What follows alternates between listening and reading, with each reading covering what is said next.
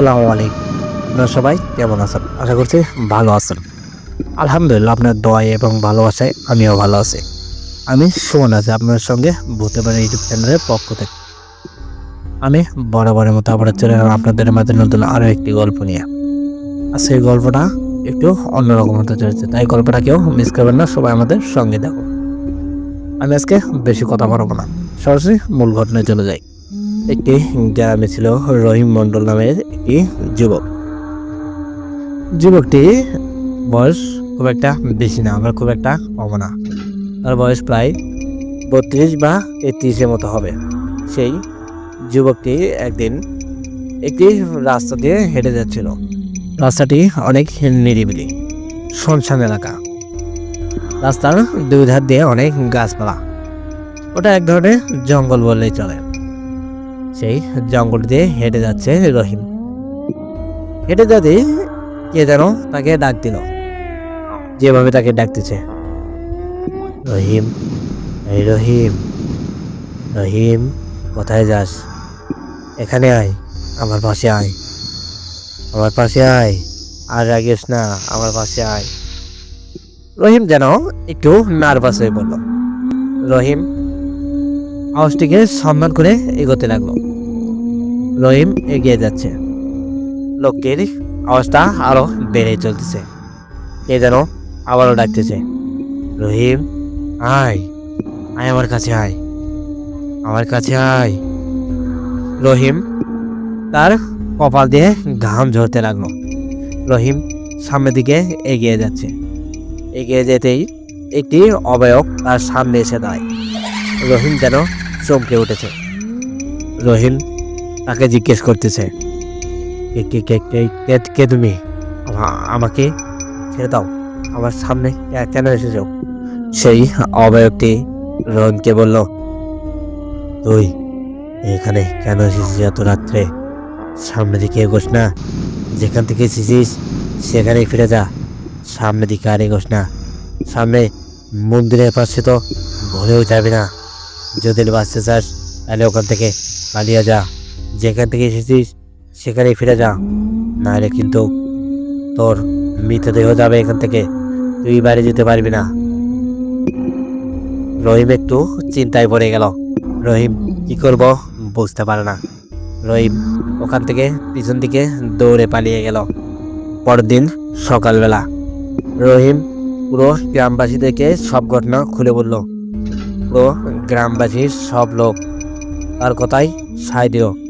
রহিম তাদেরকে বলল, আমরা ঠিক রাত্রেবেলা ওই জায়গায় যাব, যে সেই অবয়ক্তিকে তাকে দেখব, আর ওখানে কি সমস্যা এটাও দেখব। পুরো গ্রামবাসী যেতে রাজি হলো, কিন্তু দুইজন বৃদ্ধ তাদের কোথায় সায় দিল না। তাদেরকে বলল, ওখানে যাওয়াটা মোটেও ঠিক হবে না। ওই আত্মাটার ব্যাপারে তোমরা কিছুই জানো না, যদি জানতে তাইলে ওখানে যাওয়ার সিদ্ধান্ত নিতে না।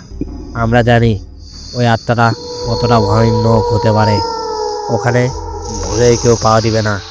যদি বাঁচতে চাও তাইলে যেভাবে আছো ঠিক সেইভাবেই থাকো। ওই মন্দিরের কাছে যাওয়ার সিদ্ধান্ত ভুলেও নিও না। রহিম একটু অবাক হয়ে গেল। রহিম সেই বৃদ্ধকে জিজ্ঞেস করলো, কি হয়েছিল সেই সময়, কি জন্য আপনি যেতে বারণ করতেছেন? আত্মা তো ওখানে একটা, আর আমরা এতগুলো মানুষ, ওই এক আত্মার সঙ্গে মোকাবেলা করতে পারবো না। লোকটি একটি হাসি দিয়ে উঠল। হাসিতে উঠে রহিমকে বলল, তোমরা জানো না ওই আত্মাটা কতটা ভয়ানক। এই কয়জন লোককে ওই আত্মাটা নিমিষের মধ্যে গায়েব করে দিবে, তোমরা কেউ বুঝতেও পারবে না। আমি ভালোই বলতেছি, ওই মন্দিরের দিকে কেউ ভুলেতেও যাবে না।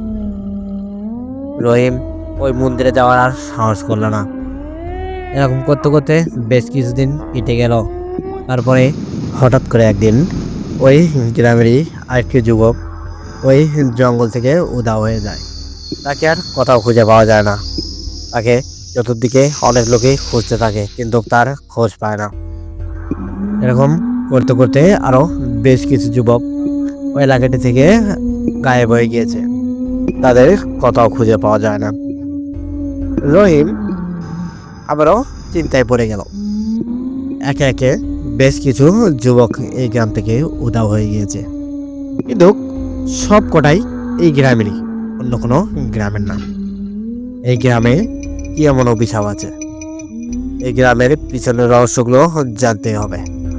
রহিম চলে গেল সেই বৃদ্ধ দুটার কাছে, তাদেরকে এক জায়গায় ডেকে এই ঘটনা জিজ্ঞেস করলো।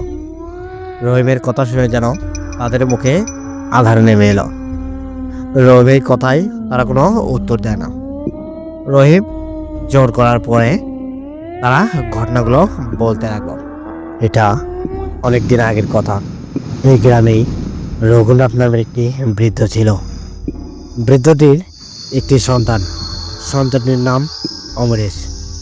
রঘুনাথ অমরেশকে খুব যত্ন সহকারে লালন পালন করেছে।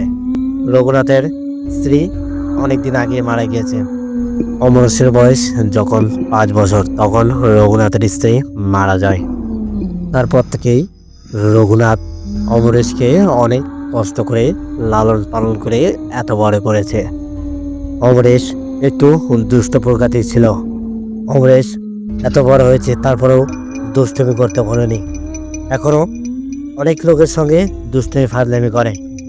অমরেশকে অনেক লোকই ভালোবাসত, পছন্দ করত, আবার অনেক লোকই তাদেরকে দেখতে পারত না। অমরেশের নামে অনেক বিচার আসে রঘুনাথের কাছে। অমরেশ লাস্টে একদিন ঘুরতে ঘুরতে সেই জঙ্গলের কাছে চলে যায়। কিছু ছেলেপেলে মিলে তাকে ধরে ওখানে বেঁধে মেরে ফেলে, নৃশংসভাবে মেরে ফেলে থাকে। অমরেশ অনেক চেষ্টা করে বাঁচার, কিন্তু বাঁচতে পারে না। অমরেশকে ওরা মেরে ফেলে। রঘুনাথ এই খবরটা যখনই শুনতে পায়, তখনই রঘুনাথও স্টক করে মারা যায়। তারপর থেকে রঘুনাথ এবং অমরেশের আত্মা দুটাই ওই জঙ্গলে ঘোরাফেরা করে, যাকে দেখে তাকে মেরে ফেলে। সেই সময় থেকে শুরু হয় এই মৃত্যুর খেলা। তখন থেকে আজ পর্যন্ত সেই মৃত্যুর খেলা চলতেছে। মাঝখানে প্রায় 2 বছর এই মৃত্যুর খেলা বন্ধ হয়েছিল। তার আগে অনেক লোকই এই গ্রাম থেকে উধাও হয়ে যায়, তবে যারাই উধাও হয়ে যায় তারাই বেশিরভাগই যুবক, 30 থেকে 35 বছর বয়সী যুবক, তারাই বেশিরভাগ উধাও হয়ে যায়। একদিন আমিও এই সমস্যার ভিতরে পড়েছিলাম। আমাকেও সেই জঙ্গল থেকে তারা নিয়ে গিয়েছিল, কিন্তু আমি ভাগ্যর জোরে ওখান থেকে বেঁচে ফিরে আসি। তারপর থেকে আজ পর্যন্ত আমি কোনোদিন ওই জঙ্গলের আশেপাশেও যাইনি। সেই মন্দিরের কাছে তো ভুলেও না। আমি আশা করব তোমরা কেউ ওই মন্দিরের আশেপাশে যাবে না, ওই জঙ্গলেও না। যদি বাঁচতে চাও তাহলে যেভাবে বেঁচে আছো ঠিক এইভাবে থাকার চেষ্টা করো, কিন্তু ওই জঙ্গল বা মন্দিরের আশেপাশে ভুলে কেউ যাবে না। আমার কথা যদি মানো তাহলে তোমরা বাঁচবে, নাহলে সবাই মরবে। যে ওই জঙ্গলের আশেপাশে যাবে তারা সবাই মারা যাবে। এখন কি করবে এটা আমাদের ব্যাপার, আমি আর কিছু বলবো না।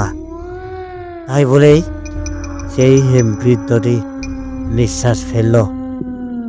খুবই ভয়ানক সেই কাহিনী ছিল। সেই কথাগুলো শুনে যেন রহিমের চোখ দিয়ে ঝরঝর করে পানি বইতে লাগলো। রহিমের শরীরটা ঠান্ডা হয়ে গিয়েছে। রহিম কোনো কথা বলতে পারে না। রহিম শেষে একটি কথাই বলেছে, আমি আর ওই জঙ্গলের আশেপাশেও যাব না।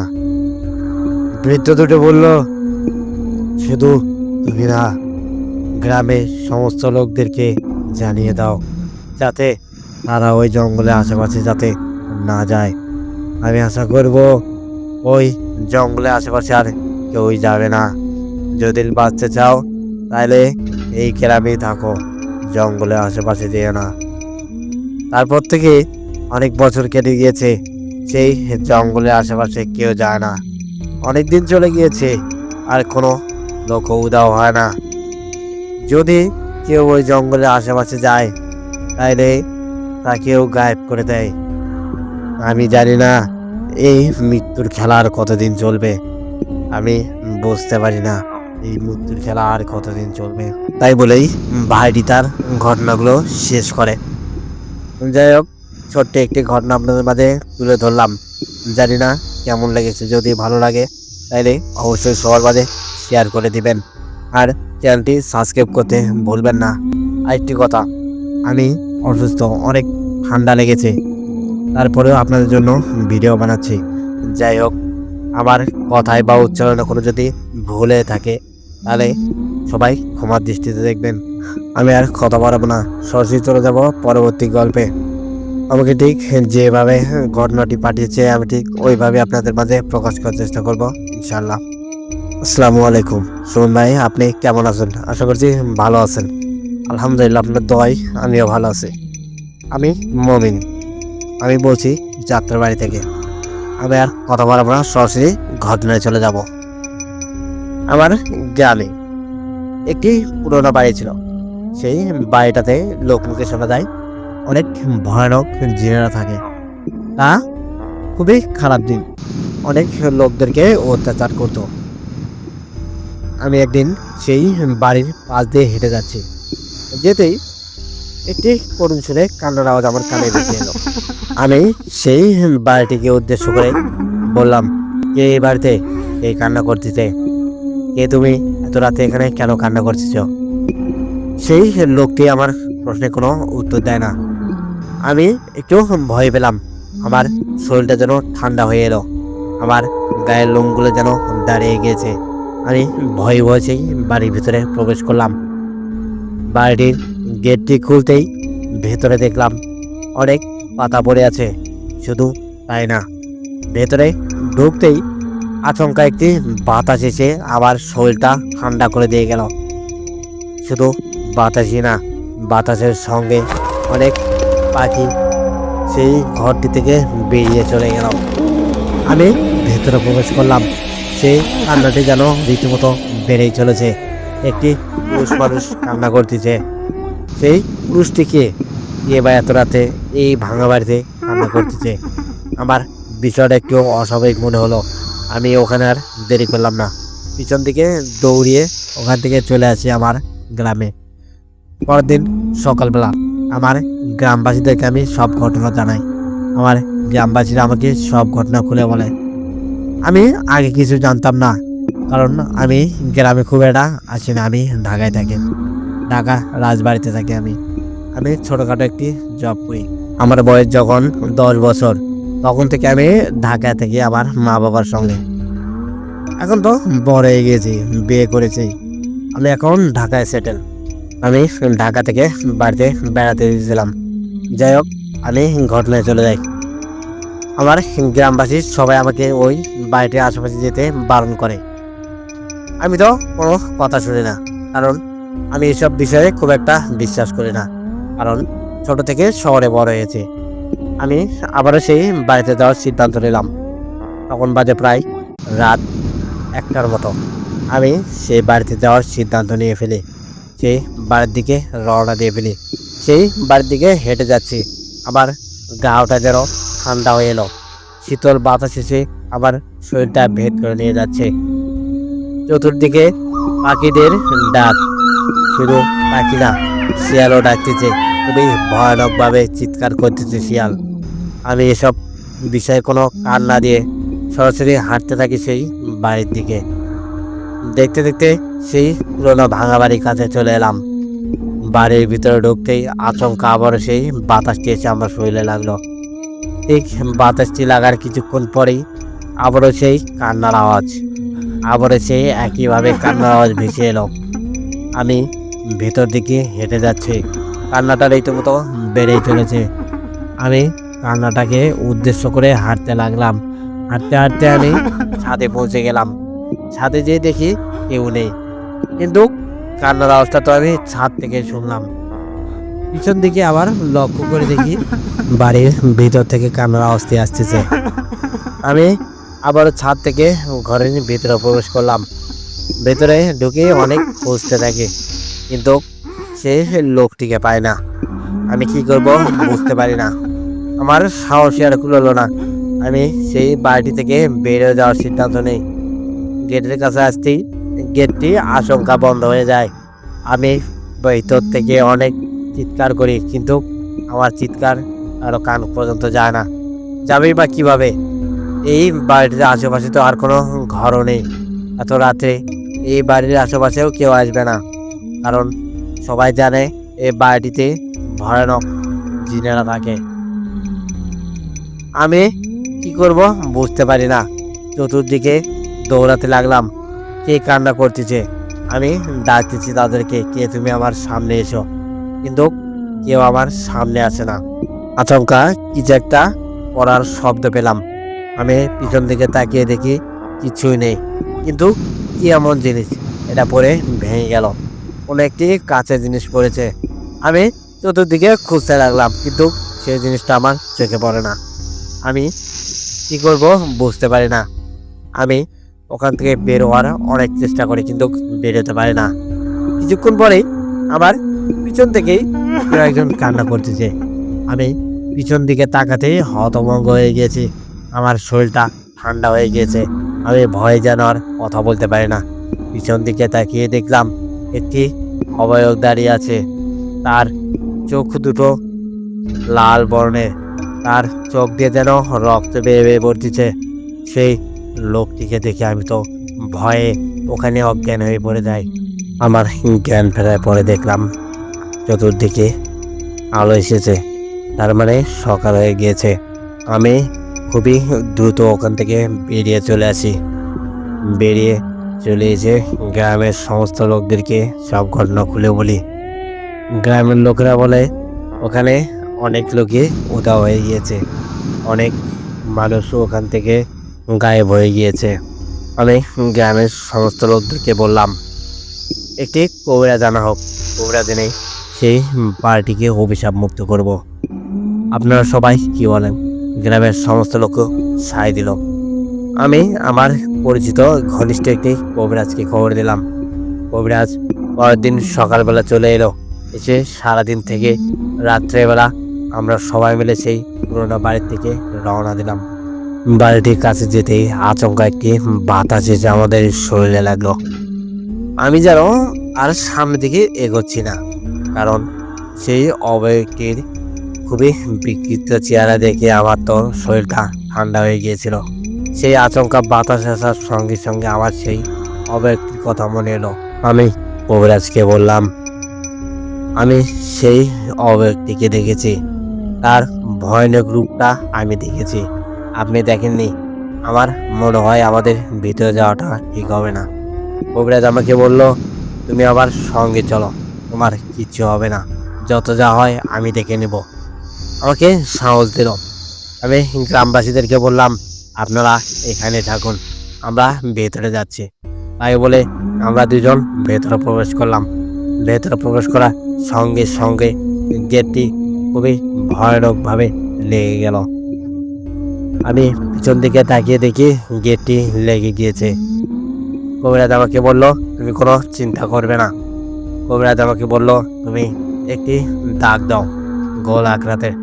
গোল করে একটি দাগ দিলাম। দাগের মাঝ বরাবর দুজনে দাঁড়িয়ে পড়লাম। দাঁড়িয়ে পড়ে কবিরাজ মন্ত্র পড়তে লাগলো। মন্ত্র সঙ্গে সঙ্গে আচমকা বাতাস যেন আমাদেরকে ঘিরে ধরলো, যেন তুফান হয়ে যাচ্ছে এরকম বাতাস।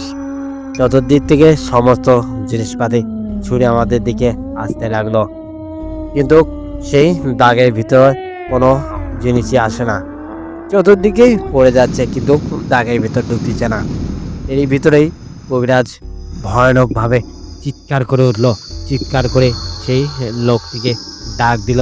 সেই অবয়বটি খুবই ভয়ানকভাবে একটি চিৎকার দিয়ে আমাদের সামনে এসে দাঁড়ায়। অবয়বটিকে দেখে তো আমার শরীরটা ঠান্ডা হয়ে গেল। এবার যেন তার চেহারাটা আরো বেশি ভয়ানক। আমি তো মনে করেছিলাম হয়তো বা এই বাড়িতে জিন আছে, কিন্তু দেখি না, এটা একটি আত্মা। আত্মাকে কবিরাজ জিজ্ঞেস করলো তুই এখানে কেন পড়ে আছিস, তুই এখানে কি চাস? আর এতদিনে আমি জানি না তুই কতগুলো লোকদেরকে মেরে ফেলেছিস। আত্মাটি খুবই ভয়ানক ভাবে একটি হাসি দিয়ে উঠলো। হাসি দিয়ে কবিরাজকে বলল, তুই যদি বাঁচতে চাস এখান থেকে চলে যা, নাহলে কিন্তু তোকে মেরে ফেলবো ওদের মতো, তোদের দুজনকেও মেরে ফেলবো, এখান থেকে চলে যা। কিন্তু কবিরাজ তো কোনো কথাই শোনে না। কবিরাজ বলল, কে কাকে মারে ওটা পরে দেখা যাবে, তো যদি এতই ক্ষমতা তুই বাঘের ভিতরে প্রবেশ করে দেখা। আত্মাটি অনেক চেষ্টা করে ভেতরে প্রবেশ করার, কিন্তু ভেতরে ঢুকতে পারে না। কবিরাজ বলল, তুই আমার কোনো ক্ষতি করতে পারবি না। আত্মাটি আবারও ভয়ানকভাবে হাসি দিয়ে উঠলো। হাসি দিয়ে বলতেছে, তোদের কোনো ক্ষতি করতে পারবো না ঠিক আছে, কিন্তু বাড়ির বাইরে যেই মানুষগুলো দাঁড়িয়ে আছে তাদেরকে তো আমি ক্ষতি করতে পারবো। তাদেরকে সবাইকে মেরে ফেলবো, তারা কেউ বেঁচে ফিরতে পারবে না। কবিরাজ আচমকা একটি হাসি দিয়ে উঠলো। হাসি দিয়ে উঠে বলল, তো যদি এতই ক্ষমতা, তাদের শরীরে একটি ফুলের টোকা দিয়ে দেখা, দেখি তুই কত বড় ক্ষমতাবান। তাই বলতেই সেই আত্মাটি ওখান থেকে উধাও হয়ে গেল। কিছুক্ষণ পরেই আত্মাটি আবারও ফিরে দিল। এসে বলতেছে, তোর খুব সাহস, তোকে তো আমি মেরেই ফেলবো। কবিরাজ বলল, তুই আমার কোনো ক্ষতি করতে পারবি না। কবিরাজ কি যেন মন্ত্র পড়তে লাগলো। মন্ত্র পড়েই সে আত্মাটির শরীরে সমাধিতি আত্মাটি খুবই ভয়ানকভাবে চিৎকার করতে লাগলো। আত্মাটি বলতেছে, আমাকে ছেড়ে দে, আমাকে ছেড়ে দে, আমি এখান থেকে চলে যাব, আর কোনোদিন এখানে আসবো না, আমাকে ছেড়ে দে। কবিরাজ বলল, তুই এখানে কেন পড়ে আছিস? আমি তোকে মুক্তি দিতে চাই, আমি তোকে মুক্ত করে দিব। তোর আর এই বন্দি জীবন আর কাটাতে হবে না, আমি তোকে মুক্ত করে দিব। তুই এখানে কেন পড়ে আছিস? লোকটি যেন থমকে গেল, চিৎকার আর করতেছে না, তার চোখ দিয়ে রক্ত টিপ টিপ করে পড়তে লাগলো। কবিরাজ বলতেছে, ওটা রক্ত না, ওটা পানি। আমরা মনে করতেছি ওটা রক্ত, কিন্তু আসলে ওটা রক্ত না, ওটা পানি পড়তেছে। আমি যেন হতভম্ব হয়ে দাঁড়িয়ে আছি, আমি কোনো কথা বলতে পারি না। লোকটিকে দেখে আমার প্রচণ্ড মায়া হচ্ছে। আত্মাটি এত ভয়ানক, কিন্তু তারপরও তার চোখ দিয়ে পানি পড়তেছে। আত্মাটি বলল, আমি এখানে আটকে আছি, তার একটি কারণ আছে। আমাকে এই বাড়িতে মেরে ফেলা হয়েছে, আমাকে এখানে মেরে ফেলেছে, আমি অনেক দিন যাবৎ এখানে বন্ধ হয়ে আছি। কবিরাজ বলল, তোকে আমি মুক্তি দিব, কি করলে তুই মুক্তি পাবি? লোকটি বলল, এই বাড়ির ছাদে পাশে একটি গাছ আছে, পুরোনো আম গাছ। সেই গাছের গোড়ায় একটি সাদা কাপড় পোতা আছে, সেই কাপড়টা উঠিয়ে উড়িয়ে ফেলো, তাহলে আমি মুক্তি পাবো, নাইলে আমি মুক্তি পাবো না। তাই বলেই সেই আত্মাটি ওখান থেকে উধাও হয়ে গেল। আমরা ঘর থেকে বেরিয়ে এলাম, এসে বাড়ির বাইরে সে আম গাছের গোড়ে খুঁড়তি সেই সাদা কাপড়টি বেরিয়ে এলো। সাদা কাপড়টিকে পুড়িয়ে ফেললাম। তারপর থেকে সেই বাড়িটি অভিশাপ মুক্ত। সেই বাড়িটির আশেপাশে গেলেও আর কেউ কোনো কান্না আওয়াজ শুনতে পায় না, কেউ আর উধাও হয়ে যায় না। সেই ঘটনাটি সমাপ্তি ওখানে হয়ে গিয়েছে। যাই হোক সুমন ভাই, ঘটনাটি আপনাদের কেমন লাগলো অবশ্যই জানিয়ে দিবেন। যদি ভালো লাগে তাহলে আপনার কাছে একটি রিকোয়েস্ট থাকবে, যদি ঘটনাটি আপনার মন ছুঁয়ে যায় তাহলে আপনি এই ভিডিওটার একটি কমেন্ট করে যাবেন। আপনার কমেন্ট আমি পড়ব, অন্য কেউ না পড়লেও আমি পড়ব, তাতে মনে করব আপনি আমার গল্পটা শুনে সন্তুষ্ট হয়েছেন। আমার এতটুকুই অনুরোধ, আশা করছি আপনি রাখবেন। আমি আর কথা বাড়াচ্ছি না। আপনারা সবাই ভালো থাকুন, সুস্থ থাকুন, আল্লাহ হাফেজ। মমিন ভাইয়ের ঘটনাটি আমার তো অসম্ভব ভালো লেগেছে। মমিন ভাই একটি আবদার করেছে, আমি এই ভিডিওটি পাবলিশ করে প্রথম কমেন্টটি আমি করব। যাই হোক, ঘটনাটি আপনাদের কেমন লাগলো অবশ্যই কমেন্টে জানাবেন। আমি প্রথম কমেন্টটি করে গেলাম, আপনারাও অবশ্যই কমেন্টে জানিয়ে দিবেন ভিডিওটি আপনাদের কেমন লাগলো। আশা করছি ভিডিওটি আপনাদের ভালো লাগবে। যদি ভালো লাগে তাইলে লাইক করতে ভুলবেন না। আর একটি কথা, চ্যানেলটি সাবস্ক্রাইব অবশ্যই করে যাবেন। আমি আর কথা বাড়াচ্ছি না। আপনাদের কাছে এরকম যদি কোনো ঘটনা থেকে থাকে তাহলে অবশ্যই আপনারা আমাদের কাছে পাঠিয়ে দিবেন। আমাদের হোয়াটসঅ্যাপ নাম্বার 01962135608। আমাদের ইমেল অ্যাড্রেস ভূতেরবাড়ি00@gmail.com। আমাদের জিমেল বা হোয়াটসঅ্যাপে আপনার সঙ্গে ঘটে যাওয়া ঘটনাটি পাঠিয়ে দিবেন। আমি আর কথা বাড়াচ্ছি না, বরাবরের মতো একটি কথাই বলতে চাই, আপনারা সবাই ভালো থাকুন, সুস্থ থাকুন। আল্লাহ হাফেজ। কে কে তুমি? চিনতে পারছো না আমাকে? কে আমি? না, চিনতে পারছি না তোমাকে। কে তুমি? উত্তর দাও, বলো তুমি কে? কে তুমি? অশরীরী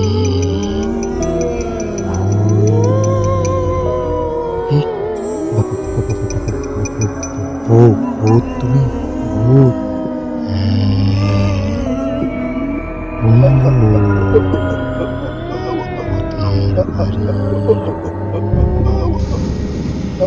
ভূতের বাড়ি।